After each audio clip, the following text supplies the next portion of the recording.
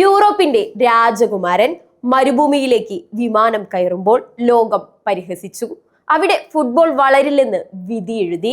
എന്നാൽ അൽ നസറിന്റെ ആ മഞ്ഞ ജേഴ്സി ലോകത്തിന്റെ നെറുകയിലെത്തിച്ച് ഓരോ ഫുട്ബോൾ പ്രേമിയുടെയും ഹൃദയമിടിപ്പ് സൗദി പ്രോ ലീഗിലേക്ക് മാറ്റിവെക്കാൻ അദ്ദേഹത്തിന് കഴിഞ്ഞു.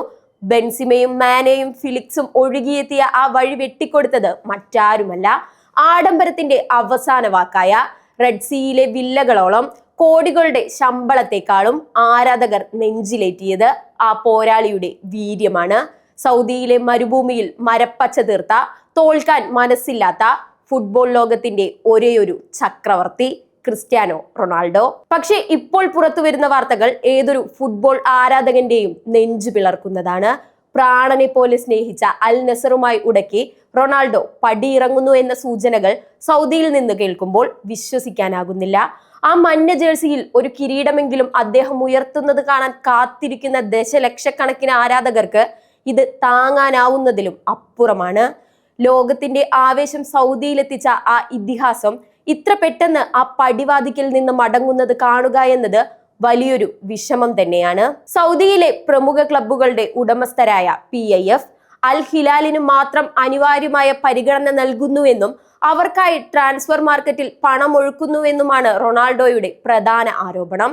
അൽ ഇത്തിഹാദിൽ നിന്ന് ബെൻസിമയെ അൽ ഹിലാലിൽ റാഞ്ചിയതും തന്റെ ക്ലബ്ബ് മികച്ച താരങ്ങളെ എത്തിക്കാത്തതും ആ പോരാളിയെ ചുടിപ്പിച്ചു. ഇത്രയേറെ വിയർപ്പൊഴുക്കിയിട്ടും ഒരു ആഭ്യന്തര കിരീടം പോലും അൽ നസറിന് നേടിക്കൊടുക്കാൻ കഴിഞ്ഞില്ല എന്ന സങ്കടം ബാക്കി നിൽക്കൊണ്ടാണോ ആ 7-ാം നമ്പർ ജേഴ്സി പടിയിറങ്ങുന്നത് എന്ന ചോദ്യം ഓരോ ആരാധകനെയും വേദനിപ്പിക്കുന്നുണ്ട്. റൊണാൾഡോ സീസൺ പൂർത്തിയാക്കാതെ തന്നെ ക്ലബ്ബ് വിട്ടാലും അത്ഭുതപ്പെടാനില്ല.